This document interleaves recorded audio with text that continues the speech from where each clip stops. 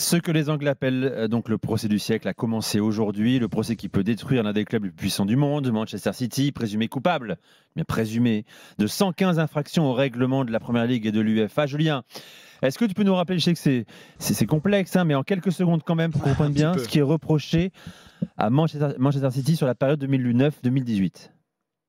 Ouais, donc effectivement, 2009-2018, où ils sont soupçonnés d'avoir commis 80 infractions financières, donc en respectant pas, par exemple, le fair play financier anglais ou celui de l'UEFA. Par exemple, ils ont masqué dans leur compte certains salaires, ils ont payé Roberto Mancini, qui était à l'époque leur entraîneur, une partie payée par le club, mais la majeure partie payée par d'autres sponsors d'Abu Dhabi qui sont aussi dont la famille, dont l'émir est aussi propriétaire. Enfin voilà, ce genre de choses-là, en trafiquant un petit peu les comptes, c'est de ça dont ils sont accusés aujourd'hui par la Première Ligue. Ils ont gonflé des revenus notamment, c'est ça aussi. Ouais.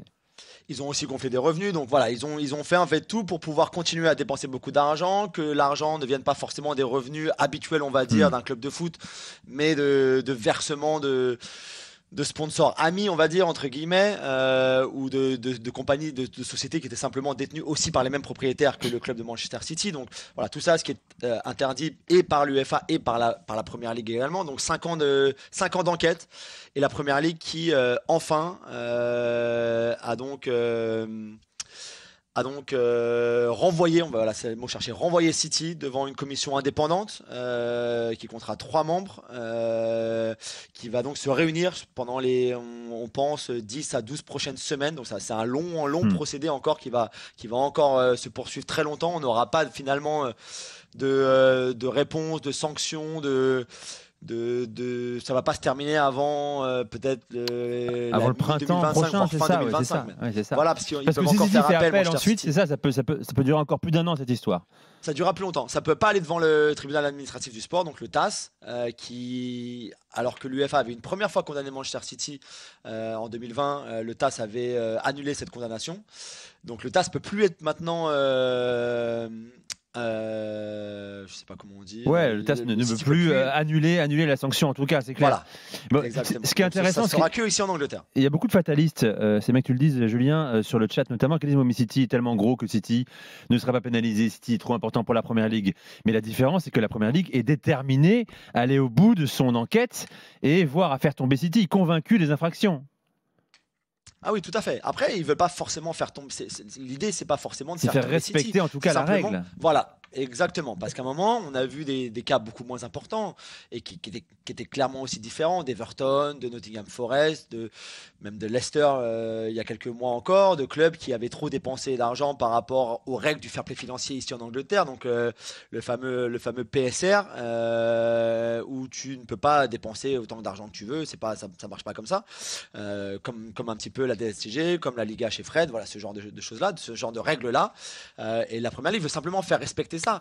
Vu l'ampleur de ce qu'on reproche à Manchester City, et pas simplement ces infractions financières-là, parce qu'après, ce qu'ils ont fait et qui finalement montre dans un sens peut-être aussi leur culpabilité, hein, je sais pas, du côté du club on me dit qu'ils sont complètement calmes, ils sont vraiment détendus, ils pensent qu'ils ont rien fait de mal, qu'il y aura aucun problème. Guardiola l'a encore répété aux joueurs ces derniers jours, ils pensent vraiment qu'il va rien leur arriver, sauf que depuis 2018 ils ont mis beaucoup de temps par exemple à envoyer les documents que la Première Ligue demandait et que l'enquête demandait, que les avocats demandaient. Comme je sais pas, comme par hasard, on va dire, ou comme par coïncidence, beaucoup de documents demandés par la Première Ligue n'existaient plus. Ces documents-là, on les trouvait plus à Manchester City, ils avaient disparu. Donc, c'est aussi une partie de ce qu'on leur reproche aujourd'hui du côté de la Première Ligue, c'est que en plus donc de ces infractions financières entre guillemets, il y a quand même 35 chefs d'accusation concernant ce manque de coopération, de collaboration, on va dire, de Manchester City avec la Première Ligue. Comme si finalement ils avaient des choses à cacher pendant les 5 années d'enquête et d'investigation. Donc voilà, c'est là où on en est. Il y a eu pas mal de mépris, c'est comme ça qu'on l'a vécu du côté de l'UEFA et de la Première Ligue de la part du club de Manchester City. J'ai une petite question, mon ami Julien. Après, il va nous dire qu'est-ce que risque City surtout, c'est important, vas-y. Alors, justement, c'est un peu ce que je veux demander. Est-ce que cette justice n'est que sportive ou est-ce que la justice ordinaire pourrait s'emparer de cela ? Non, que sportive. Que sportive. C'est que sportive. C'est C'est que une commission- un dossier de la Première Ligue contre Manchester City. Ça, Ouais, commission y a pas de- indépendante. Les 3 personnes ont été choisies par la Première Ligue. Ils mènent des auditions dans un lieu inconnu. C'est dire à quel point c'est important. Ce n'est pas diffusé, ce n'est pas produit, ce n'est pas derrière expliqué ni scripté pour la presse. En tout cas, ça va durer très longtemps. Première sanction, s'il y a, tu le disais Julien, pas avant le printemps 2025, l'appel. Ensuite, s'il y a sanction qui amènerait cette affaire jusque la fin de l'année prochaine. Qu'est-ce que risque City? C'est ça qui est important, Julien. Ouais. Le barème des sanctions est très très large. Oui, parce qu'on n'a jamais eu une affaire pareille en Angleterre. C'est pour ça qu'on l'appelle le procès du siècle. Je sais que dans vos pays, il y a aussi eu des grosses affaires, le Calciopoli, etc. On va pas revenir dessus, où la Juve avait pris très cher, par exemple, pour des choses différentes de ce dont on parle là avec Manchester City. Mais c'est vrai que ça peut aller de retrait de points, bien sûr, à une très très grosse amende, à peut-être une relégation en Championship. Est-ce qu'on peut leur retirer leur titre, notamment de cette période 2009 à 2018? Parce que 2018-2023, ce qu'on leur reproche, c'est ce qu'on a dit, c'est d'avoir freiné un petit peu cette enquête, d'avoir pas vraiment collaboré, coopéré, de ne pas avoir envoyé de documents. Pour ça, je pense que sur cette période-là, 2018 à 2023, il peut rien leur arriver sportivement finalement. C'est vraiment sur la période de 2009 à 2018 où là, je pense que ce serait possible, comme on l'a fait avec la Juve par exemple en Italie, j'imagine, de retirer les titres remportés à ce moment-là, parce que si on les accuse d'avoir triché dans ces années-là, d'avoir gonflé leurs revenus, d'avoir triché sur les paiements, les salaires de joueurs, les salaires d'entraîneurs, ce genre de choses-là, c'est aussi possible que la Première Ligue décide de retirer ces titres-là, je sais pas. Donc en fait, on sait pas, on peut dire toutes ces choses-là, bien sûr, ça peut arriver, il y a un éventail assez élargi finalement. Est-ce que des gens qui sont donc. Mais moi, je veux pas non plus accabler Manchester City aujourd'hui. Pour l'instant, il y a la présomption d'innocence. Eux disent qu'ils n'ont rien fait de mal. On peut tout à fait les croire. Eux, ils sont et on verra convaincus. bien ce qu'au final. Ouais. La Il- commission va dire. questions, Mais c'est vrai, comme on n'a jamais été dans ce cas-là, Polo, on sait pas finalement. Peut-être que des gens seraient déçus si c'était simplement une grosse amende. Ça, c'est sûr qu'en Alors, Angleterre, on a ce sentiment-là Polo- actuellement. Polo, je précise Ouais, que City ouais. dit avoir en main des preuves irréfutables qu'ils n'ont pas fauté pendant ces 9 Tout à fait, années-là. tout à fait. Et je dis aussi, pour compléter ce que dit Julien, que s'il y a sanction, ça pourrait pousser d'autres clubs anglais qui s'estimeraient lésés pendant ces 9 années-là à engager des poursuites contre Alors, City. Alors, Polo, ouais. vas-y. Moi, j'ai deux questions. La première, le chat, tu me dis que City est trop gros, ils vont s'en sortir et ceci et cela. Moi, je dirais l'effet inverse. Est-ce qu'en Angleterre, un club comme Manchester City et son propriétaire sont acceptés, j'ai envie de dire, par la majorité des personnes où il y aurait une forme de revanche, entre guillemets? Ça, c'est ma première question. Et la deuxième, il se fait que chaque année, tu le sais Julien, le Guardian sort les comptes des clubs anglais, qu'à chaque fois que je les regarde, je me dis, ben, c'est à peu près l'état de la France aujourd'hui. Donc, j'ai peur à chaque fois quand je vois l'endettement des clubs par rapport à leurs propriétaires et ceci et cela, que Nottingham Forest me choque beaucoup plus, par exemple, que ce qui se passe à Manchester City. Et j'ai peur que ce procès du siècle, qui doit forcément ne pas accoucher d'une souris, sinon pourquoi c'est un procès du siècle, ce soit pas ce que j'appelle le syndrome Lance Armstrong, c'est-à-dire que, hop, on va enlever les titres du mec qui est dopé, que tout le monde savait qu'il est dopé, et puis tous les autres, ils font ce qu'ils veulent. Donc, si tu veux, si on refaisait l'histoire du football européen des clubs, je pense qu'on peut enlever à 90% les Coupes d'Europe qu'ils ont gagnées, etc., par rapport à ce qui s'est passé. Donc voilà, c'est mes deux questions. La première, est-ce qu'on a envie de se taper Manchester City?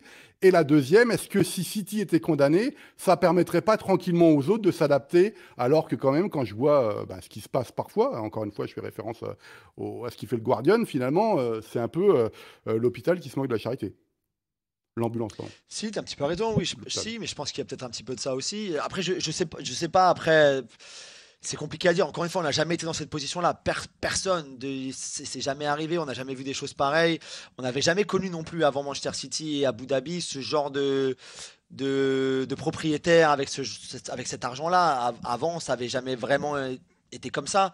Donc ça aussi c'est pareil. Oui, est-ce que City a dérangé un moment? Je pense que oui, sûrement. Ils ont quand même beaucoup bousculé l'ordre établi déjà avant, des Liverpool, des Manchester United, et voire même du Chelsea d'Abramovich qui lui déjà avait beaucoup dérangé avant à l'arrivée d'Abramovich. Donc oui, peut-être, je pense que tu as raison. Après, il faut pas oublier non plus que donc pendant cette période-là de 2009 à 2018, les règles du fair play financier comme on les connaît aujourd'hui n'existait pas vraiment finalement. C'était pas on n'avait pas encore le